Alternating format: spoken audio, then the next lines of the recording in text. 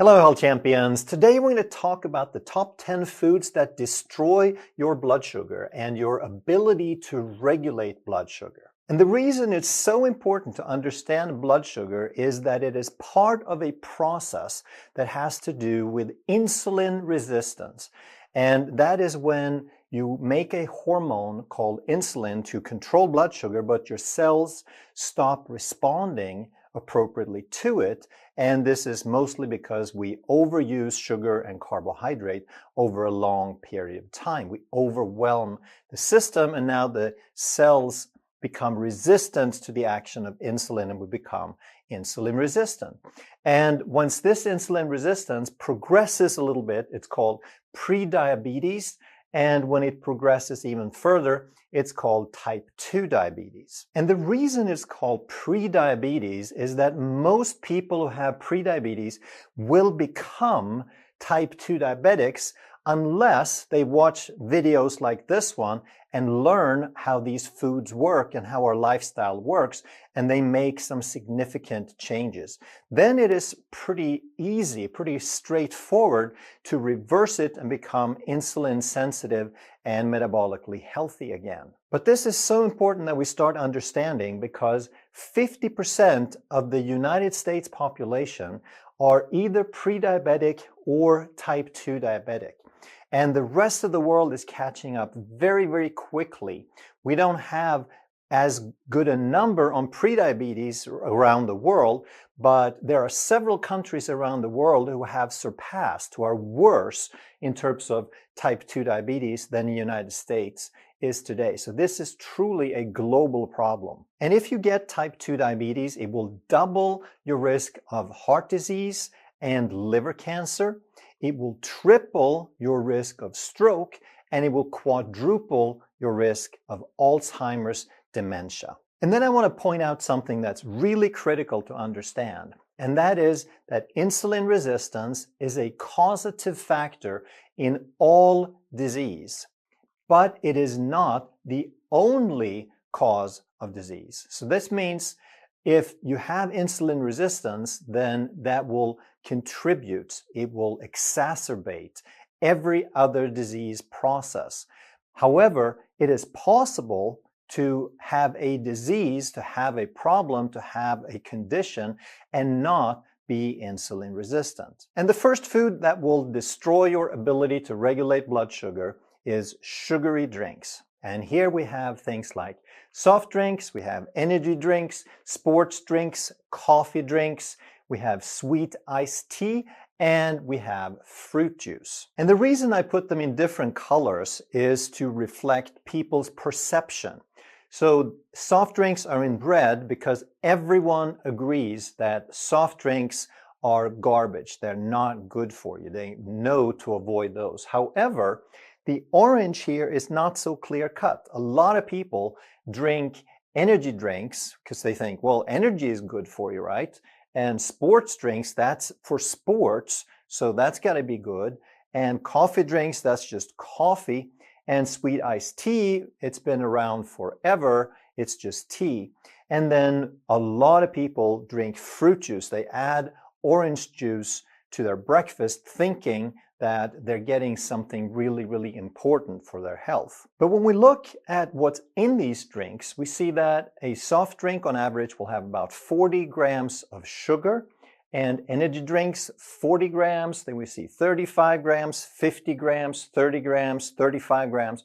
So you see there's not really much difference in how much sugar is in these things. And the serving size is going to vary a little bit, and I just try to keep it simple, but some of these things you're going to be drinking a whole lot more. Like a sports drink, you'll probably drink a whole lot more volume than an energy drink. And same thing with sweet tea. People drink it because it's hot in the summer and they want to quench their thirst, and they might get twice or 3 times as much sugar as that. And for some reason, there's this big deal about added sugar versus natural sugar, to the point where the nutrition label is listing them separately, as if there was a world of difference between them. But let me assure you that the sugar in fruit juice is 100% sucrose. It is 50% glucose, 50% fructose on average, plus minus 1 or 2%, which is the same exact molecule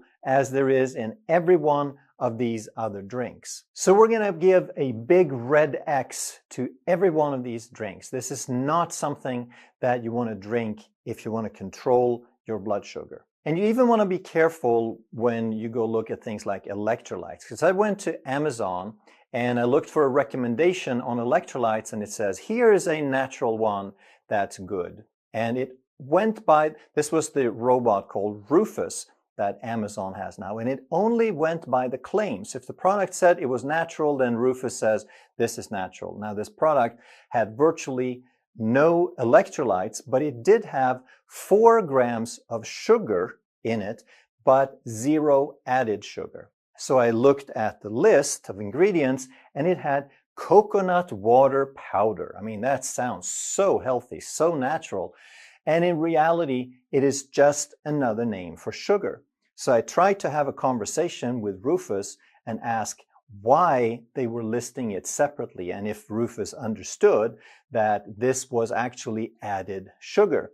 And Rufus argued a little bit back and forth, but in the end, I told Rufus that these molecules are identical. There is no difference. And finally, Rufus agreed that yes, you're right, they are identical and it really shouldn't be listed as 0 added sugar because this is really all added sugar. So you want to become familiar with these other names that they call sugar. And if you see anything like that, then you put a big red X on it also. And then when it comes to blood sugar, then we have to understand that there's 2 factors. There's a short-term immediate effect, and then there's a long-term delayed effect. So the immediate effect that spikes blood sugar today is when we have high glycemic index foods.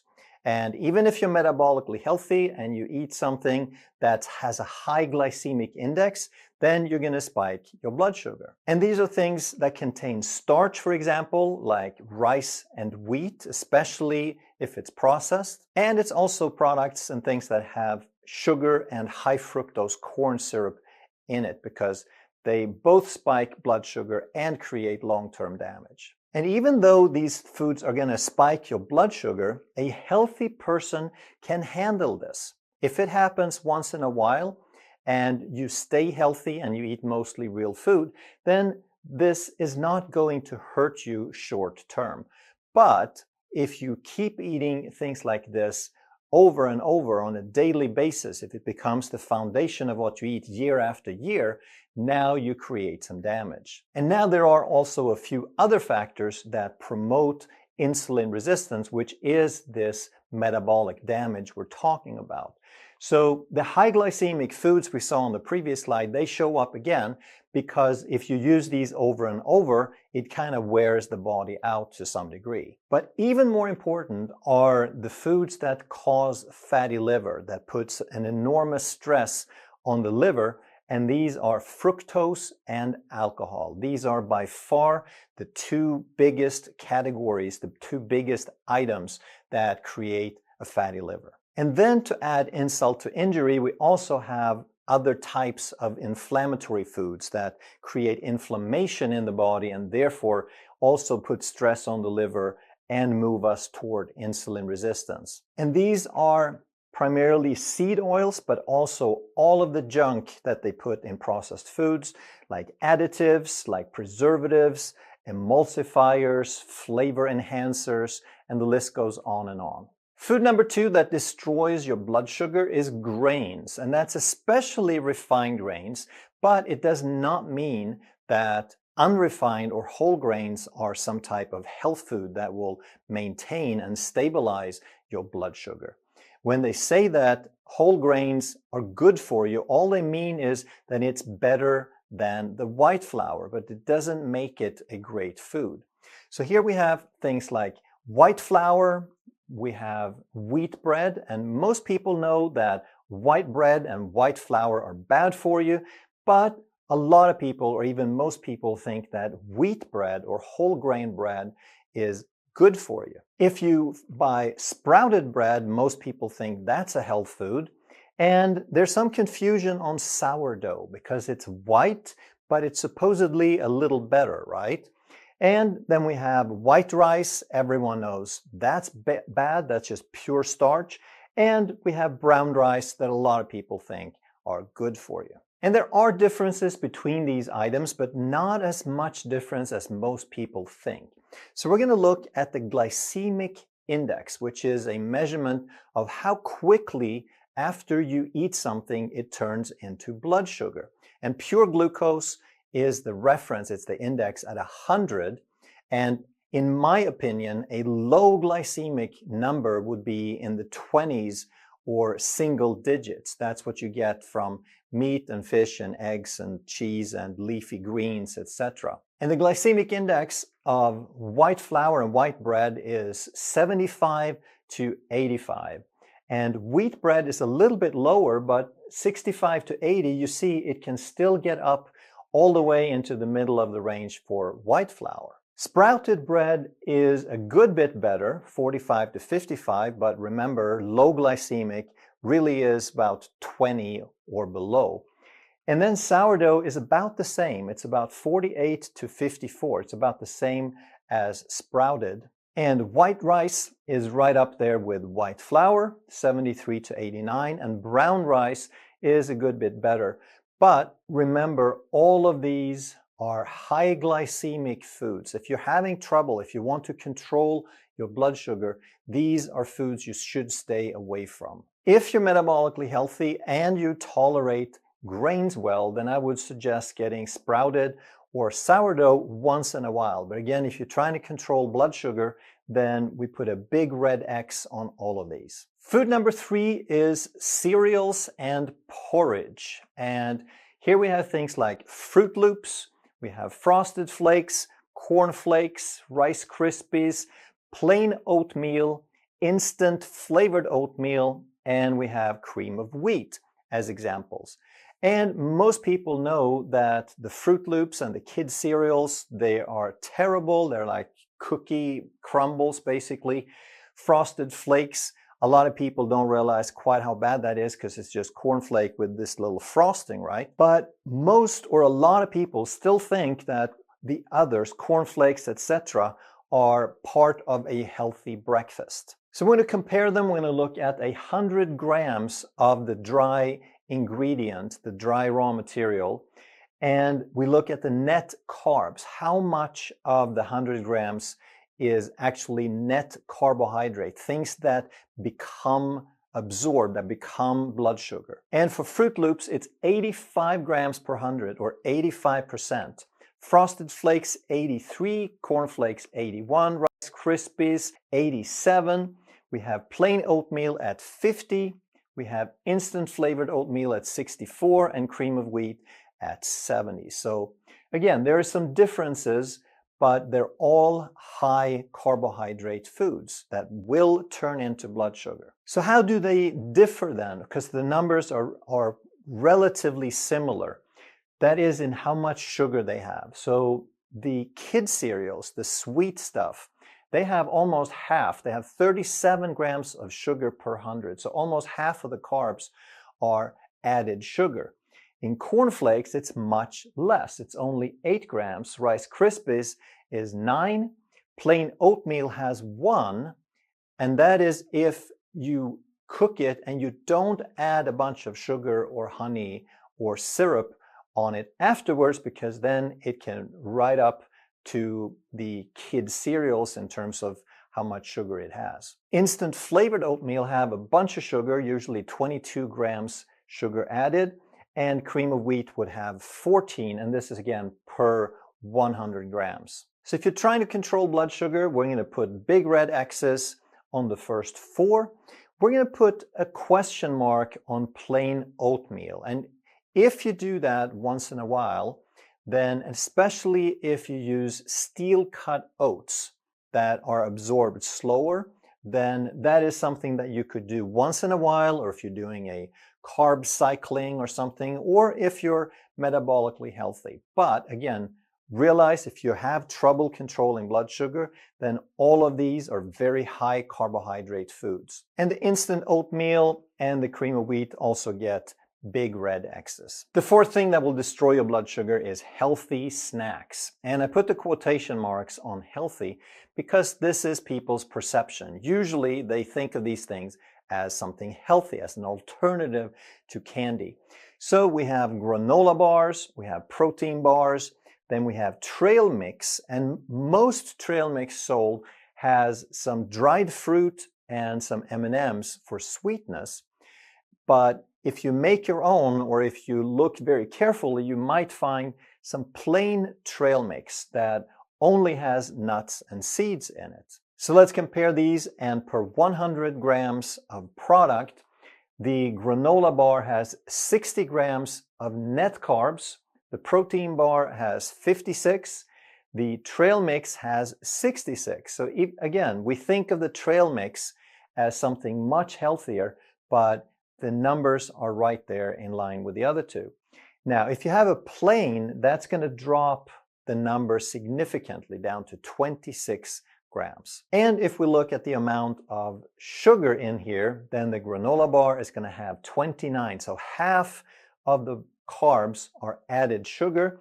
The protein bar is going to be about the same, a little bit lower because there's a higher percentage of protein, but other than that, they're basically just as sweet. And the trail mix are going to have 25 grams of added sugar. But here's where you see the big difference, that if you just use the nuts and seeds, then you're going to have 4 grams of sugar that occurs naturally per 100 grams of product. So we're going to say no to the first 3 because they're way too high and they're way too much sugar. They will both spike your blood sugar and they will contribute to fatty liver with all of that fructose in them. And with the trail mix, I'm going to put a question mark there because these are basically very healthy things, the nuts and seeds. But if you notice that the net carbs are kind of high here, they're 26. And that's because virtually all of these trail mixes are going to have cashews in them, typically cashews and sometimes pistachios. And those two nuts have the highest amount of carbs of any nut out there. So if you make your own and you don't have any cashews in there and no pistachios, now you'll have 5% net carbs. And this is if you use things like almonds and pecans and walnuts and macadamias and maybe some seeds like sunflower seeds or pumpkin seeds in there as well. And with that, you're going to get 1 gram of sugar. So the plain trail mix that has a little bit more carbs is probably not going to be an issue for most people. But if you're very sensitive to controlling your blood sugar, or if you're trying to stay even on a ketogenic diet, then you want to watch for things like that. Number 5 is candy. And here we have regular candy, the chocolate and the hard candy and the chewy stuff and the gummy stuff. Then we have sugar-free, sweetened with maltitol, which is the sugar alcohol that tastes the closest to regular sugar. So if you're looking for a chocolate that's not regular, this one's going to taste the best.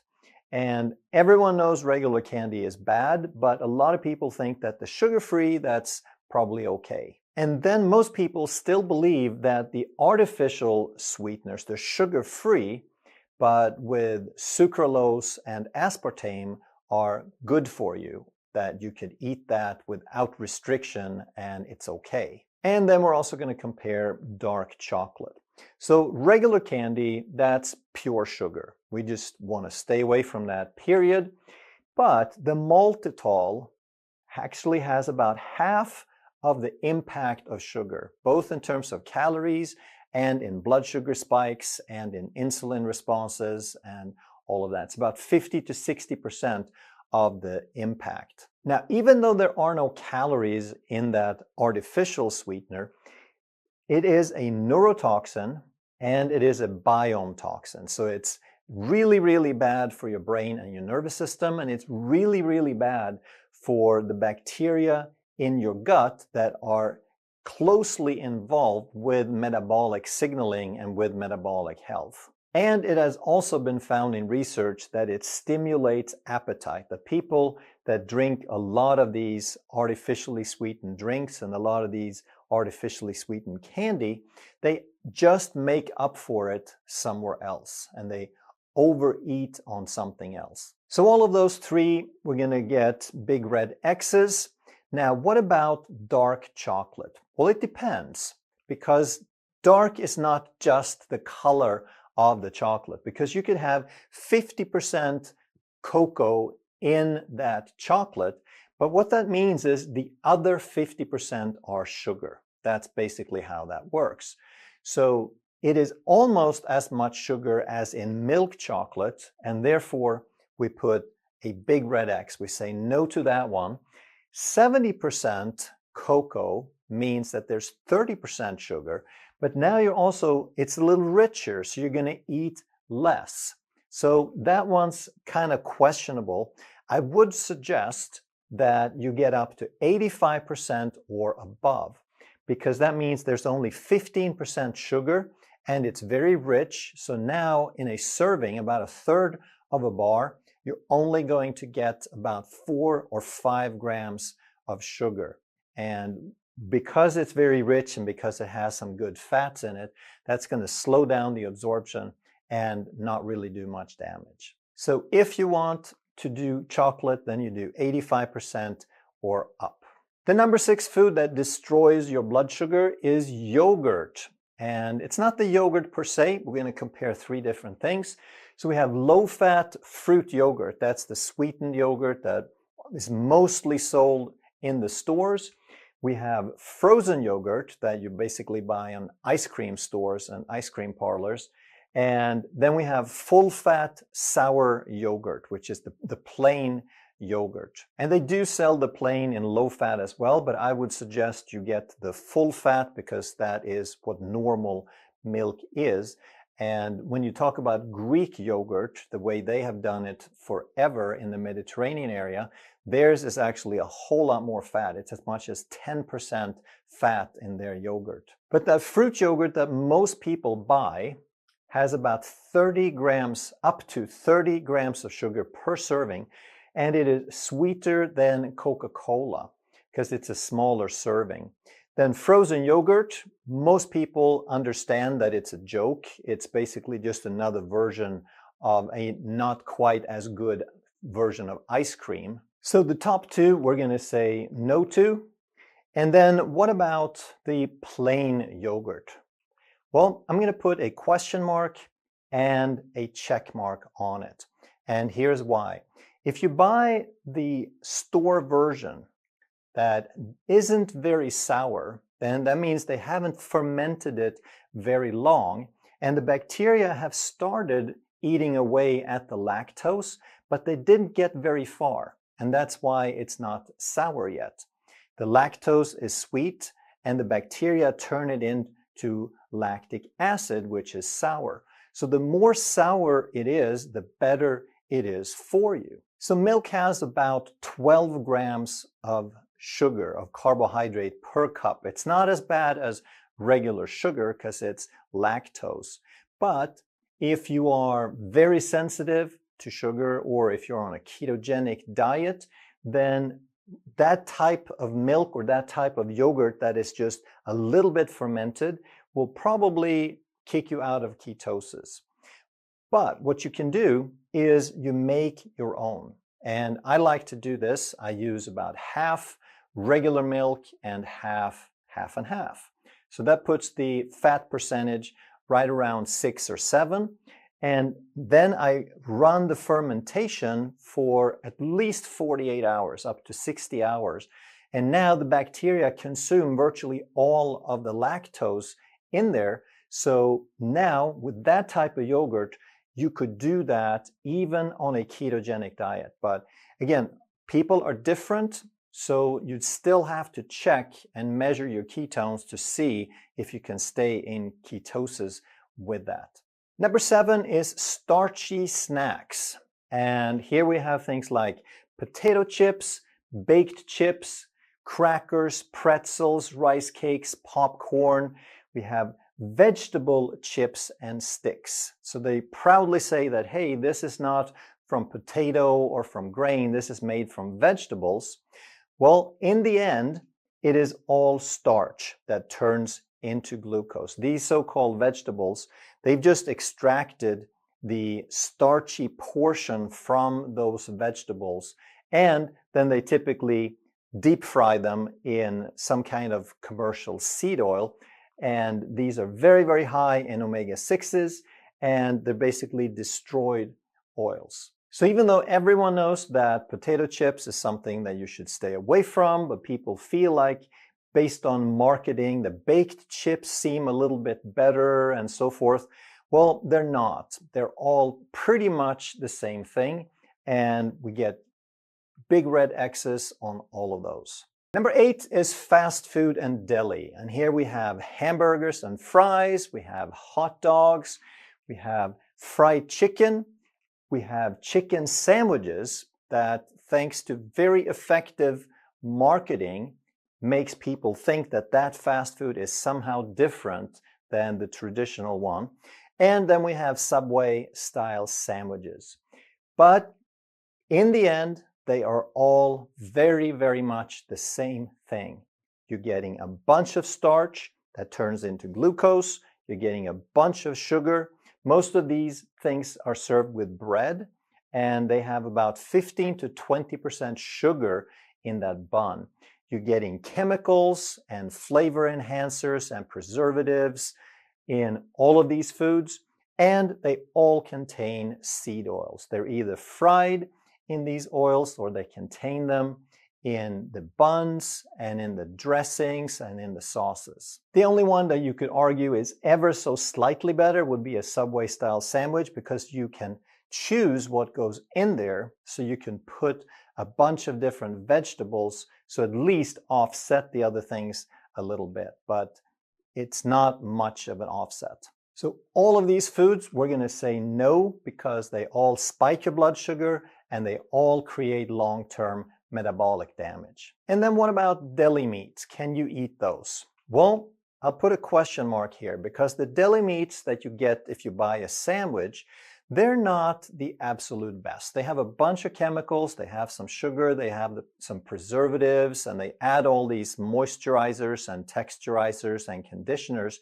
to get it all uniform and juicy. But if you are selective and you go to a deli counter where they have quality items, and you can find grass-fed meat, you can find pork and chicken and turkey that has been raised naturally and hopefully organically, and you read the ingredient list and it's not a mile long and it doesn't have a bunch of stuff, then that type of deli is totally okay. I wouldn't say that you should eat as much of that as you do of other food that you cook from scratch, but you don't have to be super afraid of it, and you can certainly eat it once in a while. And the 9th item that will destroy your blood sugar is alcohol. And there are, again, 2 different reasons. Some of them spike blood sugar immediately, and some create more metabolic damage.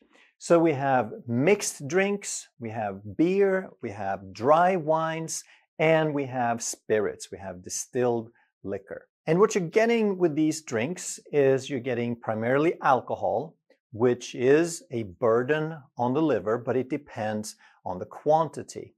And a standard drink is typically 14 grams of alcohol. And that's going to vary a little bit with the beer, because beer has such a wide range. So 14 grams is if you get a beer that's about 5% alcohol, but a lot of new beers like IPAs and imports, they go way up like 8 or 9%. A glass of wine is going to have 14 grams of alcohol, and a serving of liquor is defined as 1.5 ounces of alcohol at 40%, which would be 14 grams. So when it comes to alcohol, which is the biggest burden on the liver, you're getting about the same amount, unless you're getting a stronger beer, then you're getting more. But then we also want to look at the sugar, and specifically the fructose, because if you're getting the added sugar. Now 50% of that is going to be fructose, which is almost as bad as alcohol gram for gram. And with a mixed drink, you can get 20 to 40 grams of sugar. So in terms of liver damage, if you're getting a mixed drink, the sugar is worse than the alcohol by far. A beer is typically not really going to have any sugar, almost zero. Dry wine is going to be very low, like 1 to 3 grams. And distilled spirits, by definition, because they're distilled, they're going to have 0. And then we look at the total carbs also, because these are things that can turn into glucose, even if it doesn't have fructose in that part of it. So with mixed drinks, we have about 10 grams in there that could be something else than sugar. And with beer, we could go anywhere from 5 to 15. There are some light beers, there are some micro light beers that could have down to 1 or 2 grams. But for most beers, it's going to start at 5. And some of the ones with more flavor, a little heavier beers, are going to be up to 15 grams of carbs. And again, that can turn into glucose, but it's not as bad as sugar because it doesn't have fructose. The dry wine is going to have 3 to 4 grams, and the distilled liquor, the spirits, are going to have 0. So we're going to say no, definitely, to the mixed drinks. And then when it comes to beer, there's really no alcohol that's good for you. But if you're going to drink once in a while, then I put a question mark on beer, because it does have the alcohol, it does have some carbs that can turn into glucose, but it is virtually 0 on the sugar that is the worst for the liver. And then on the dry wines and the spirits, I put both a question mark and a check mark. And the reason is, for the check mark, is those two are by far the preferred drink. If you're going to drink, then those would be your best choices. But the question mark I put there is because it's really not a health food. It's not something that you're supposed to do or that's good for you. But because it is such a big part of our society, a lot of people are going to drink anyway. So if you do, then go for the dry wine and the distilled spirits. And when it comes to alcohol, it's really mostly about the quantity. So you want to try to keep it to 1 to 2 drinks per day. And typically that's going to be 1 drink a day for a female or a smaller person, and 2 drinks, no more than 2 drinks a day for a male or a larger person. And also, you want to not drink every day. So try to keep it no more than maybe 4 days a week, so you give 3 days for your body to kind of get a break. And the 10th thing that will destroy your blood sugar is vegan and gluten-free. And let me qualify that, because I'm not opposed to vegan, I'm not opposed to gluten-free. But when they make alternative products, they're very often worse than the original. So if you go buy a vegan ice cream, or you go buy vegan fast food, or you buy the vegan meats, they're always going to spike blood sugar more than the original. And that holds true also for gluten-free bread. If they take out the wheat and the gluten, they usually put in something like tapioca starch or cornstarch or potato starch or rice starch that spikes blood sugar even more than white bread does. And also be very careful with plant milks. If you get them, make sure you get the unsweetened version, because oftentimes they'll compensate for really not having any flavor by pumping a bunch of sugar in there. And also a lot of meat substitutes, whether they be the newfounded meat alternatives that are more or less a frankenfood, in my opinion, or the protein substitutes like textured vegetable protein, etc. They'll always spike blood sugar more, and they'll be more prone for reactions, for allergic reactions, than meat would. So I'm going to say no to all these foods because they're getting into the realm of frankenfoods. I mean, they've even talked about 3D printing meat substitutes. I think I'd rather get it from Mother Earth. And these vegan and gluten-free alternatives are usually higher in starch and they're usually more processed than the food that they're replacing. So again, I'm not opposed to vegan or gluten-free if that is your decision, but if you are vegan, then try to do it as much as you can with whole food. If you enjoyed this video, you're going to love that one. And if you truly want to master health by understanding how the body really works, make sure you subscribe, hit that bell, and turn on all the notifications so you never miss a life-saving video.